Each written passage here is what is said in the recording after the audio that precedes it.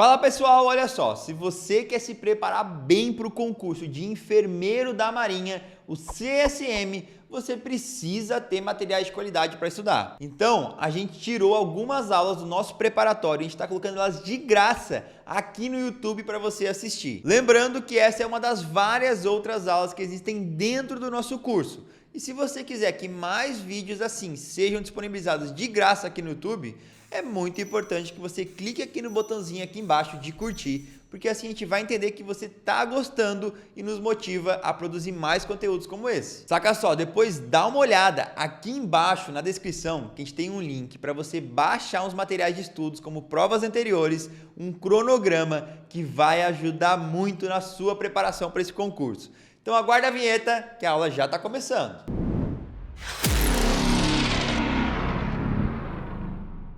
Então, quem chegou, a gente fez um momento, né? Uma rodinha ali de apresentação. Fiquem à vontade, tá? Eu gosto, assim, de conhecer vocês, porque a gente, né, não tá junto, né, numa sala de aula, mas estamos juntos, né? E então fica mais caloroso, né? Essa com a apresentação, assim, consigo visualizar um pouquinho vocês com as experiências, né? Diferentes aí que a gente tem para pensar, né, um pouquinho olhando para essa prova, né?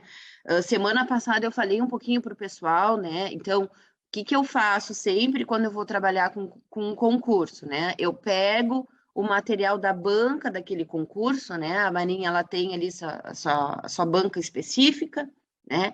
E vou pensando e de que forma essas questões são trabalhadas, né? Então, eu vou anotando tudo, olha, tem maior chance, né? Os assuntos mais prevalentes nas provas são esses e aí a gente começa por esses, tá?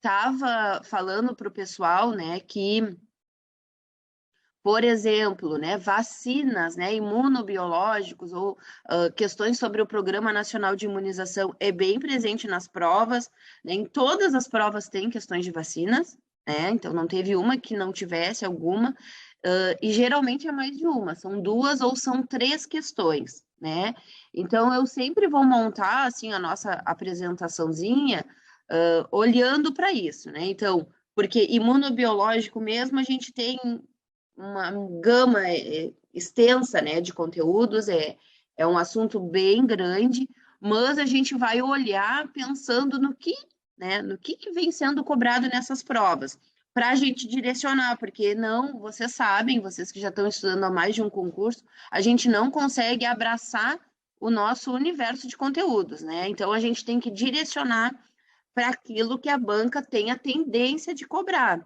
né?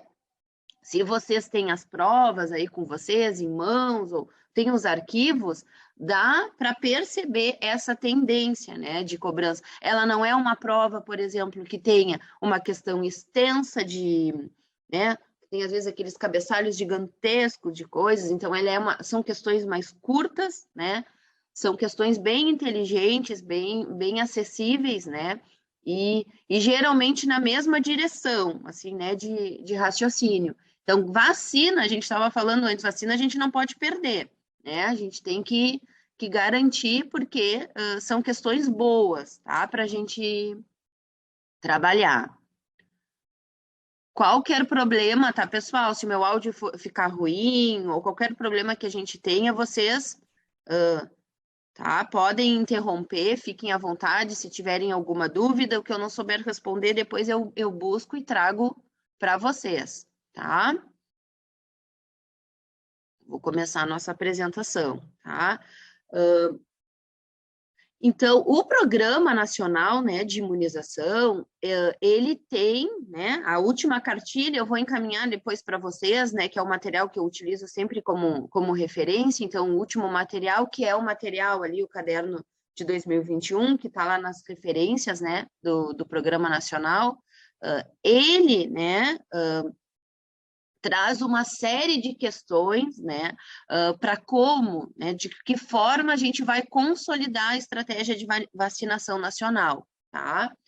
Então, as metas mais recentes dentro do PNI, né, contemplam a eliminação do sarampo, tá?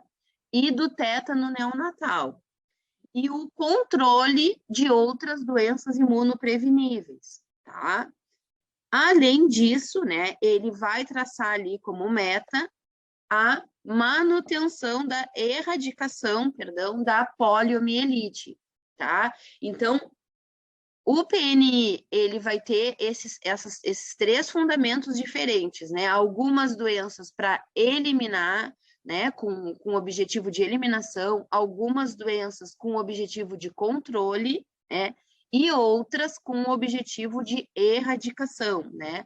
Hoje, mais do que nunca, isso tem sido abordado, reforçado, né, porque desde o início dessa pandemia que a gente vem vivendo, né, de uma forma intensa, né, tem surgido outras situações, né?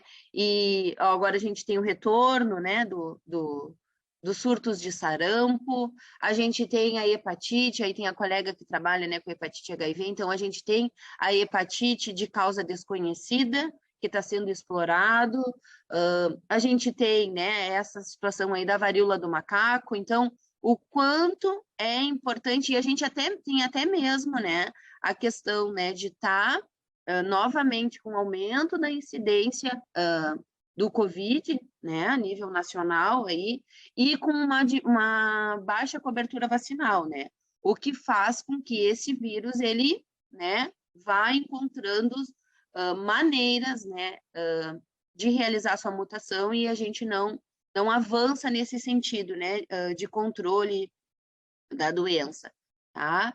Então, a eliminação tá hoje, né, em estratégia nacional, o sarampo, né, a campanha de bloqueio do sarampo, e aí tem as estratégias específicas, eu vou depois falar um pouquinho para vocês, tá?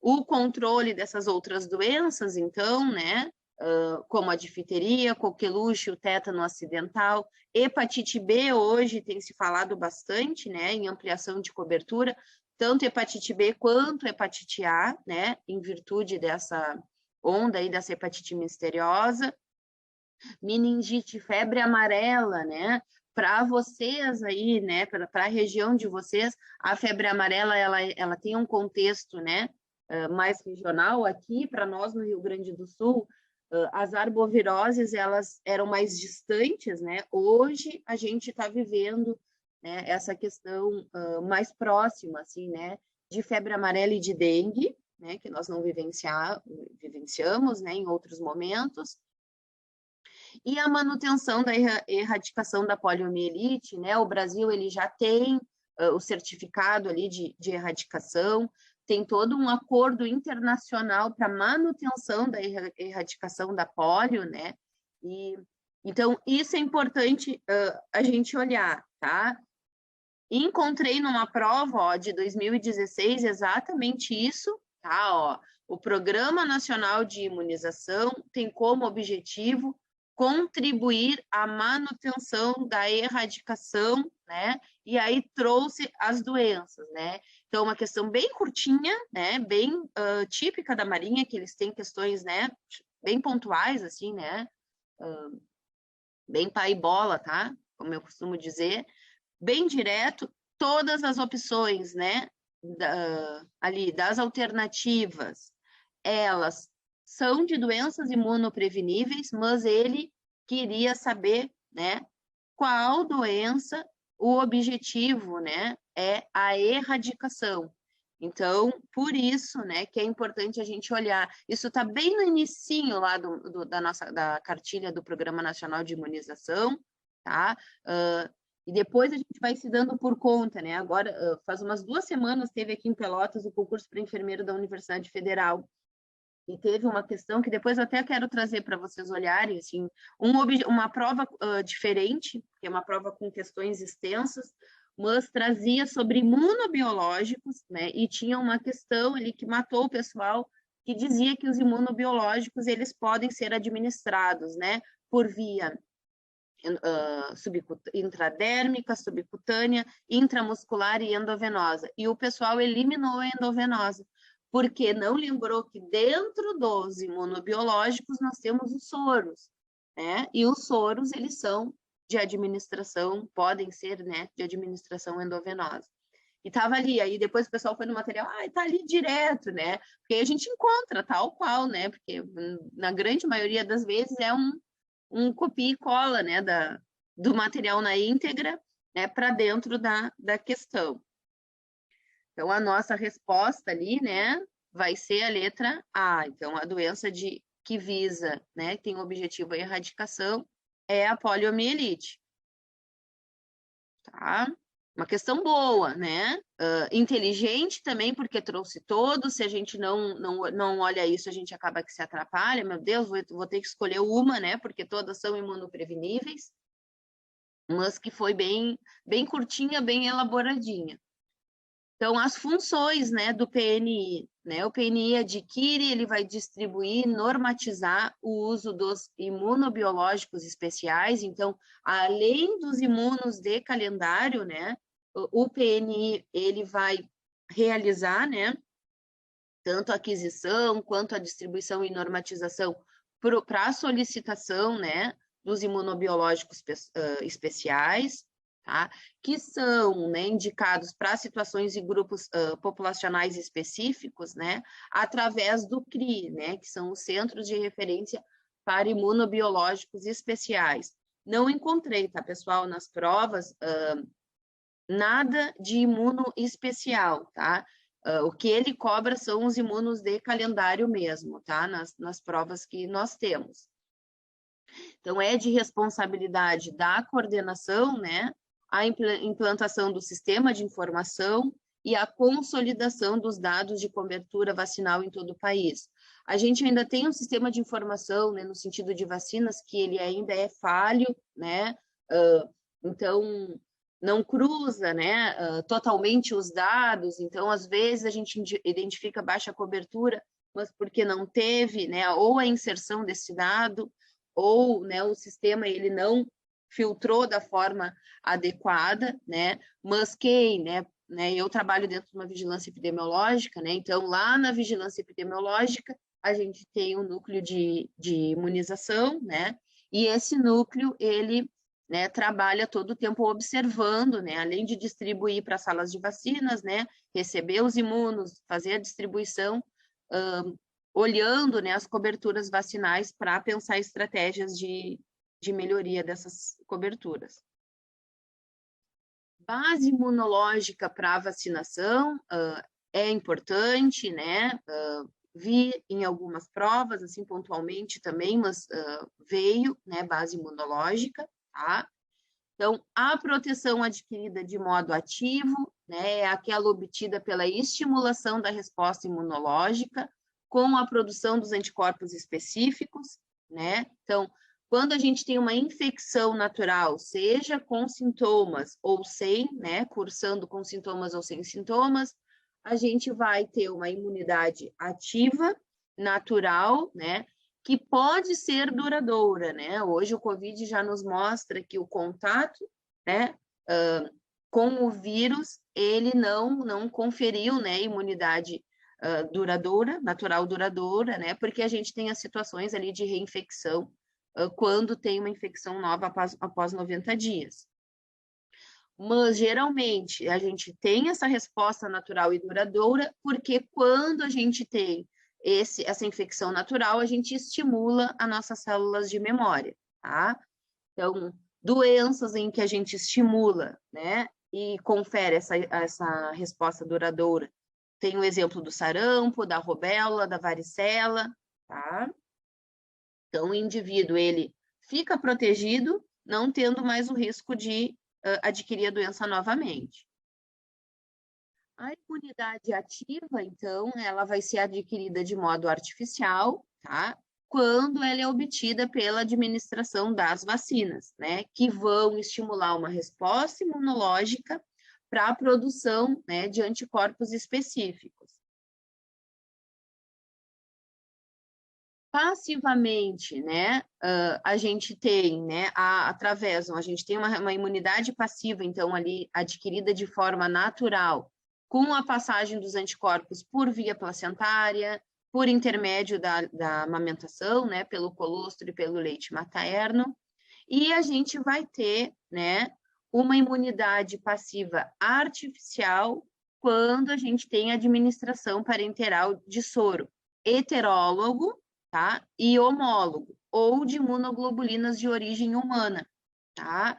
Então, aí não temos, né, uma imunidade ativa, né? Temos uma imunidade passiva de modo artificial. Então, os exemplos de soro são soro antitetânico, antidifitérico, antibotrópico e as imunoglobulinas ali contra a varicela, hepatite B e tétano.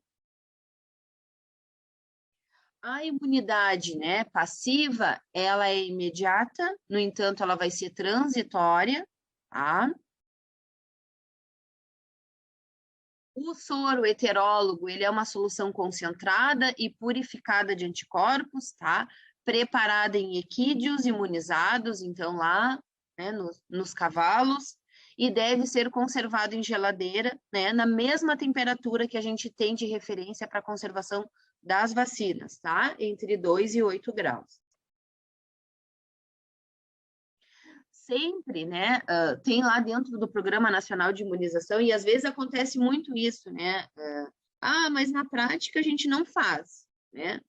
Tudo bem, porque muitas vezes a gente sabe que não mesmo, né? A gente vai adequar a nossa realidade, a gente vai fazer uma adequação daquilo que a gente tem disponível dentro do nosso sistema local ali de saúde, mas quando a gente vai pensar em fazer uma prova, a gente tem que pensar de que forma que vai ser cobrado na forma, não aquilo que a gente tem de experiência assistencial e prática, mas sim aquilo que está escrito dentro dos manuais, né?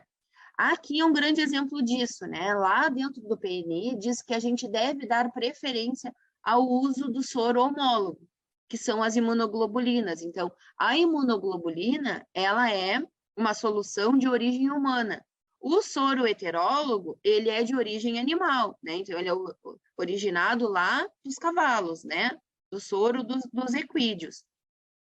O soro homólogo, a gente vai ter menor chance de resposta, né, adversa, tá? Então, menos risco de anafilaxia. Com o soro heterólogo, se tem mais chance. Pensando assim, praticamente, a primeira disponibilidade vai ser o heterólogo, porque é uma solução que é mais barata, a imunoglobulina ela é muito cara, tá? Mas dentro lá do nosso material diz que a gente deve dar preferência ao soro homólogo, tá? Porque isso vai dar menor chance, né, de anafilaxia. Então, a região glútea, ó, tem uma questão, tá? Eu acho que eu não printei ela, que é da prova de 2009, tá? Da Marinha, que ela fala, nas opções, ele traz ali vias de administração e ele traz vias de administração, tanto de vacinas quanto de soros, tá? Então, a região glútea ela é uma opção para administração de determinados tipos de soro, por exemplo, antirrábico, tá? E imunoglobulinas.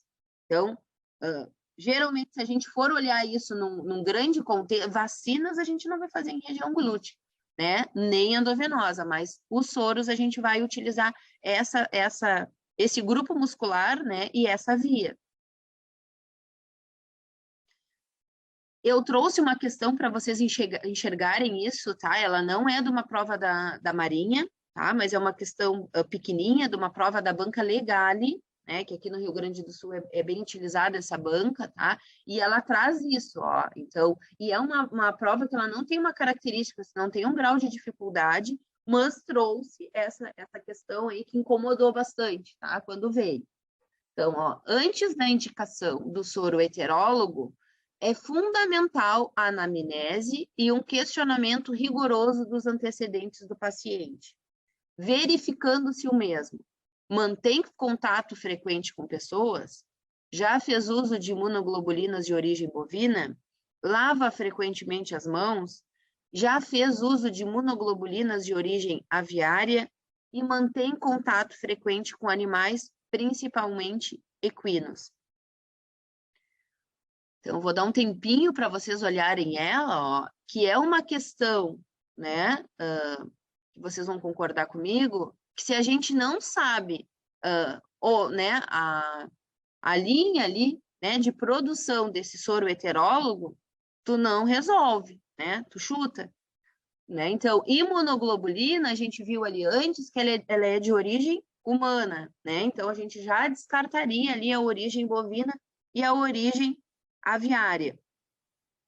Soro heterólogo é de origem animal, então qual é o problema, né? Ter contato frequente com pessoas, né? Na verdade, não tem esse problema, mas se a gente fosse, ou tivesse esse conhecimento, quisesse usar essa linha de raciocínio, ele caberia, né? A lavagem das mãos ali também, um blefe dentro das alternativas, né? E, né, o que caberia seria ali, né, fui olhar o chat para ver se vocês não tinham colocado nada. Pode interromper, tá, pessoal? Porque como eu não estou vendo vocês, só estou vendo a minha tela, pode ser que vocês perguntem e eu não consiga olhar ali, tá? Podem interromper, ou se algum colega vê que tem uma pergunta no chat, dizer que tem, que eu olho aqui. Então, tendo o conhecimento, né, daquilo que estava colocado, a gente conseguiria, né, marcar essa alternativa E ali, né? E, que é principalmente o contato com equinos. Né? E por que a gente tem que fazer essa abordagem, questionar essas questões, né? Porque se tem, por exemplo, algum tipo de reação alérgica no contato com esse animal, né? Não vai poder receber o soro, né? Vai ter um impeditivo na administração desse soro heterólogo, porque ele é feito, né, a partir desses animais. Então, uma questão foi bem elaborada, assim, ó, e que foi muito, tá? Muito errada quando ela foi colocada nesse concurso. Um concurso no município aqui do interior do Rio Grande do Sul.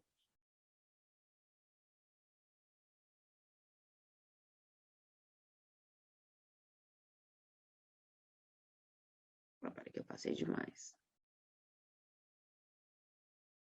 Que a gente viu. Ok. Em relação, né, a sistema de refrigeração, a gente teve também uma atualização em 2017, né? Então, isso é outra coisa que também, não só a Marinha, né? Muitos concursos gostam de cobrar em relação à rede de frio, tá? Então, teve uma atualização, assim, ó, tenho certeza que na prática de vocês, né, deve ser próxima da nossa aqui, a gente ainda não tem câmara refrigerada nas salas de vacinas, a gente tem câmara refrigerada na rede de frio aqui no município, mas também sabemos que muitos municípios não têm, né, câmara refrigerada ali no seu local, né, nível local de distribuição, mas a última atualização que está preconizado, né, o que está escrito, é que os serviços que dispõem, né, da câmara refrigerada para o armazenamento e conservação dos imunobiológicos, né, então esse dispositivo é o que está indicado, né, que as salas de vacinas têm uma câmara refrigerada, e antes a gente tinha, né, aquela questão, né, de organizar as vacinas por prateleiras, né, e hoje se entende que se a gente tiver a câmara refrigerada, a gente pode organizar, né, as vacinas sem a necessidade de separá-las, né, por tipo, atenuada ou inativada, viral ou bacteriana, pois a temperatura dentro desse equipamento ele é uniforme em todos os pontos, né? Então, por isso a indicação, né, da câmara refrigerada, ó. Dentro lá do manual, né? E quem vive isso na prática, se pega uma afirmativa dessas, acho que dá uma recuada, né? Então, ó, o refrigerador de uso doméstico não é mais recomendado para o armazenamento de imunobiológicos, né? Então, dentro lá do nosso material está nos afirmando isso, né? E se a gente for pensar, acho que numa prática assistencial, acredito que vocês também vivenciam essa realidade, a gente ainda tem, né, o refrigerador de uso doméstico para o armazenamento dos imunobiológicos nas salas de vacinas, né, dentro das unidades básicas, na sala de vacinas lá do hospital, tá, gente? Os equipamentos de refrigeração, eles devem ser exclusivos para acondicionamento de imunobiológicos, isso aqui, né, independente do dispositivo que a gente usa, né, se é geladeira doméstica ou se é câmara refrigerada, que é o que está preconizado hoje, né, tem que ser exclusivo para vacinas, tá? Então, em nenhuma hipótese, o refrigerador tipo frigobar deve ser utilizado para a conservação dos imunobiológicos. Na segunda prateleira, então, acondicionar bandeja com as vacinas virais, tais como a tríplice, tetra, febre amarela, VIP, VOP, varicela, hepatite A, hepatite B, HPV, influenza e raiva humana. E na terceira prateleira, acondicionar bandeja com as vacinas bacterianas, tá? Além, né, da possibilidade também da gente acondicionar nessa prateleira os diluentes. Então, aqui seria uma câmara, né, refrigerada, então, e a sua organização. A orientação, embora, né, tenha aquela orientação ali inicial, né, pessoal, de que a gente pode, né, organizar as prateleiras sem a necessidade de separá-las ali por tipo, pela distribuição, né, da temperatura. Tem algumas coisas mais de orientação né, a colocação dessa câmara dentro da sala, né? Então, o refrigerador precisa estar afastado da parede pelo menos 20 centímetros, para que tenha uma circulação, né, do ar, proibido o uso de T, os equipamentos devem permanecer com a temperatura interna, preferencialmente de +5, né, que é o ponto ideal, mas com uma mínima de 2 e máxima de 8 graus, tá? Né, na Marinha eu não vi, em outros concursos eu já vi, assim, mais detalhes, tipo a IBFC, que é uma banca, a última banca do concurso da IBSER, né? Eles traziam muito esses detalhezinhos aqui, né, dessa distância aí da sala, mas na prova da Marinha não vi, acho que é uma prova mais fácil relacionada a vacinas, tá? Essa questão da temperatura já veio, tá? Em mais de uma prova. Então, qual é a temperatura, né, preconizada ali para conservação de imunobiológicos, tá? Mas não vi cobrando o ponto ideal, né? Então, a gente tem ali uma orientação de que o ideal seja, né, 5 graus, mas ela pode, né, ter essa variação ali mínima de +2 e máxima de +8 graus. Então, usar os equipamentos único e exclusivamente para conservar os imunobiológicos e verificar a temperatura 2 vezes ao dia.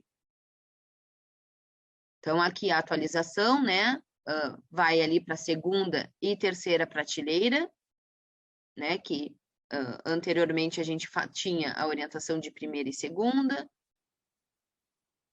Aqui, em relação ao termômetro, eu coloquei assim, ó, né, por descargo, né, de desencargo de consciência, mas não é uma coisa que eu também tenha visto, tá? Qual é a orientação de colocação desse termômetro? Então, numa posição vertical, verificar e controlar a temperatura, a gente pode usar, né, diferentes tipos de equipamentos também, o termômetro de capela, termômetro digital, que hoje é o mais utilizado, né? O termômetro digital de momento de máxima e mínima, termômetro analógico ou termômetros a laser, tá? Aqui eu trouxe em relação, tá, pessoal, as orientações básicas, tá? Então, algumas vacinas necessitam da aplicação de mais de uma dose para uma adequada proteção, né? É importante que a gente respeite o intervalo mínimo entre as doses, tá? Por isso, corresponde ao período da queda de anticorpos produzidos, né, pela dose anterior. Então, o PNI, assim, não sei se vocês já alguma vez tiveram a oportunidade de ler todo aquele caderno, né, mas, assim, ó, tudo, na verdade, quando a gente vai parar para ler o material na íntegra, a gente percebe o quanto ele é inteligente, né, o quanto está colocado dessa forma, porque é a forma que a gente tem, né, ali a evidência científica para isso, né? Então, o intervalo entre as vacinas, ele traz muito isso, né? Que, ó, então a segunda dose, ela está estipulada para esse período, porque foi quando, né, está identificado que tem redução nos títulos de anticorpos.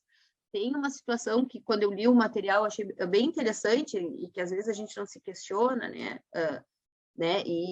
Hoje eu utilizo isso para explicar para as mães lá na sala de vacinas, né? Que elas ficam, ai, por que tudo isso de vacinas, né? Com 2 mesinhos e lá com 3 o bebê só faz uma, né?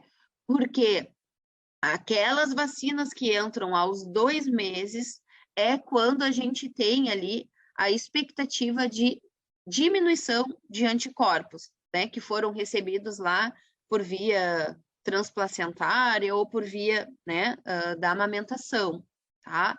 Então, né, principalmente ali de difteria, tétano, né, a mãe recebeu, tá preconizado que ela receba, né, a vacina DTPA na gestação, ela vai passar imunidade para esse bebê, né, mas se tem uma expectativa de que esses anticorpos, eles percam ali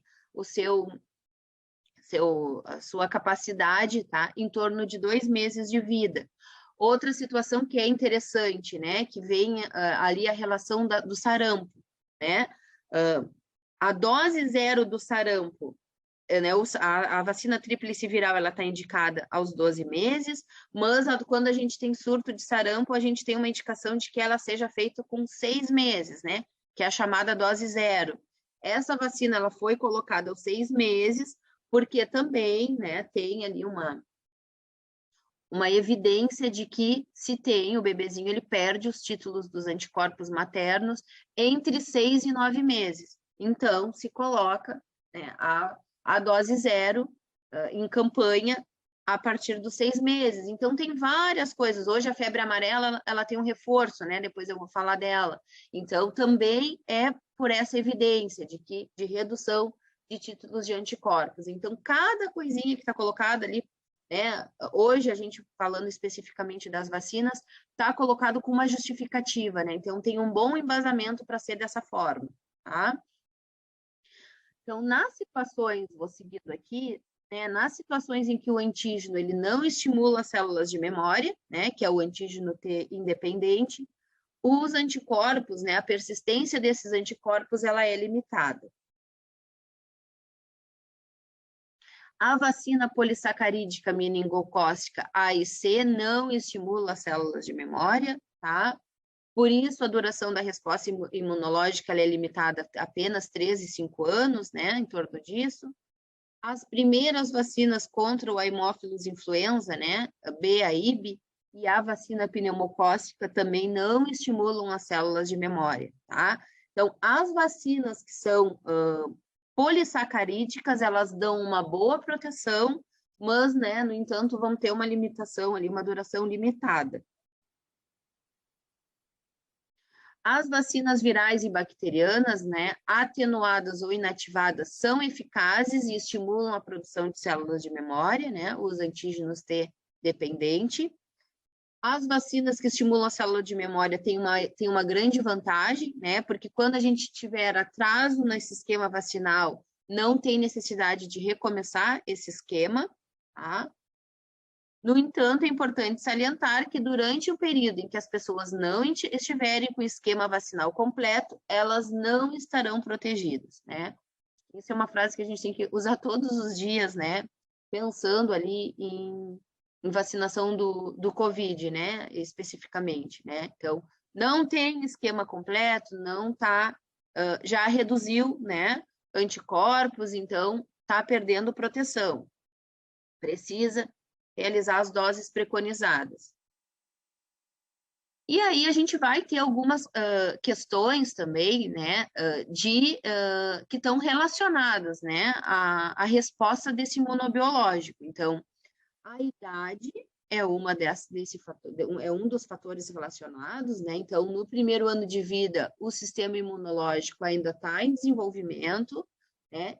Para algumas vacinas, devido à sua composição, é necessário a administração de um número maior de doses, né? Então, isso justifica ali a quantidade de vacinas, né? E de algumas determinadas vacinas dentro do calendário da criança.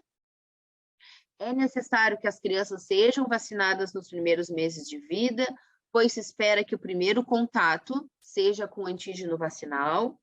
tá? Em relação à gestação, né? As gestantes não devem receber vacinas vivas, pois existe a possibilidade de passagem, né, dos antígenos vivos para o feto, e isso causar alguma alteração, né, como malformação, aborto ou trabalho de parto prematuro. Na amamentação, né, de maneira geral, não tem contraindicação de aplicação de vacinas virais atenuadas para as mães que estejam amamentando, porque não foi observados eventos adversos associados à passagem, né, de vírus para o recém-nascido. No entanto, ali, ó, a vacina febre amarela, né, a Marinha gosta da febre amarela, de febre amarela e dengue, não está indicada para mulheres que estejam amamentando. O uso de antitérmico profilático a gente tem, né, muito, não sei, talvez aí na realidade de vocês, mas aqui no Sul a gente ainda tem muito essa orientação, né, de antes de levar a criança para vacina, né, oferecer um antitérmico, porque isso vai reduzir, né, a dor na aplicação, né. A gente tenta desmistificar isso, né, porque os estudos eles mostram que as crianças que recebem antitérmico profilático têm redução nos títulos, né, de anticorpos das vacinas. Então, não vai utilizar se for necessário, se tiver alguma reação adversa, que também é esperada após essa vacinação, né, mas não como profilaxia. Aqui a gente tem muito utilizado, né, isso. Na sala de vacinas, né, pessoal, também é importante, né, que a gente, até vou voltar aqui só para falar para vocês, eu não sei se também é uma realidade aí, né, nos municípios de vocês, mas aqui em Pelotas a gente tem uma professora na UFPEL, que é a professora Ana, que ela foi fazer o pós-doutorado dela no Canadá, né, e ela tem um projeto que ela aplica aqui, que é o Seja Doce com os Bebês, né, e numa dessas situações fala de procedimentos dolorosos, né, e que se a criança ela estiver mamando, ela tem diminuição da dor, né, durante esse procedimento. Então, aqui a gente tem na nossa rotina, né, de escolha desse profissional, mas orientar, né, a mãe a estar amamentando no momento da administração das vacinas, né, devido a essa evidência que essa professora nos trouxe e trabalhou com os enfermeiros de sala de vacinas, né, nos colocou, né, dentro desse contexto, tá? É bem interessante e é diferente mesmo, né? Quando o bebezinho ele tá ali no peito, no aconchego, com o cheirinho da mãe, do que quando a gente coloca ele numa maca, que para nós aqui é uma maca que é fria, né? Porque a nossa região é muito fria, principalmente agora nessa época, né? Em que a criança tá ali mais apertadinha, tem muita gente em cima, né, para aplicar aquela vacina. Muitas vezes eles nem, né, visualizam a gente chegar próximo porque estão concentrados ali na mamada. Mas isso não tem, né? A gente não tem escrito ali, né? Então é uma experiência prática que nossa, né? Assistencial, tá? Quando, né? Como eu, né, trabalho, né? Em formação, então trabalho na universidade, né? Então acompanho os alunos nos campos práticos, né? E sempre reforço, assim, eu gosto muito que antes da gente começar a vacinação, a gente explique para essa mãe, para esse familiar, os eventos adversos que são comuns, porque depois que a gente administra as doses e a criança está chorando, ninguém tem concentração para entender nada, né? Então, no momento antes da vacina, a gente explica, né, que é comum, né? Então, a gente tem eventos adversos que são comuns e são esperados, né? Então, a febre é um evento adverso sistêmico que é esperado, né, após a vacinação, porque ela vai interferir lá na resposta imunológica, então pode sim ter febre. Febre local, né? Então, o calor ali no local de aplicação também é um evento adverso comum, tá? Principalmente naquelas vacinas que têm o componente tetânico, né? Ela é mais dolorida, né? Pelo componente tetânico e ela geralmente, né? A gente tem reação local, tá? Dor, calor, edema, perda da função, né? Que aí a pessoa ela não consegue movimentar aquele braço, manipular aquele braço da mesma forma antes da administração da vacina.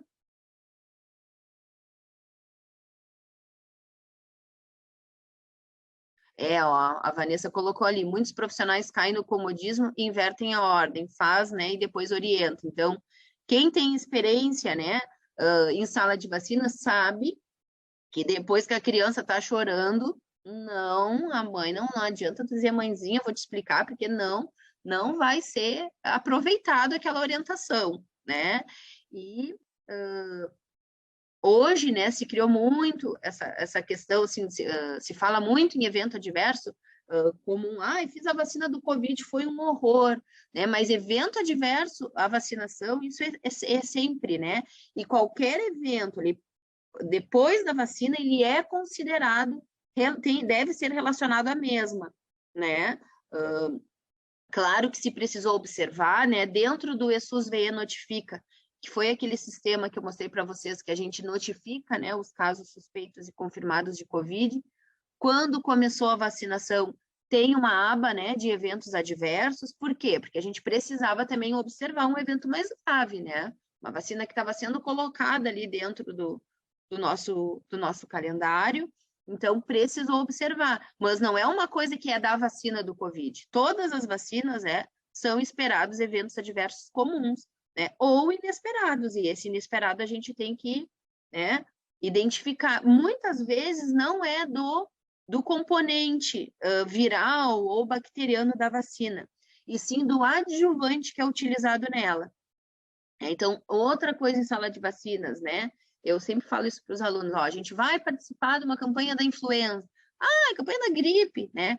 Vamos ler a bula, vamos olhar ali os componentes dessa vacina, né? E antes de aplicar essa vacina, perguntar para essa pessoa se ela não tem reação a algum daqueles componentes, né? Que ela conheça.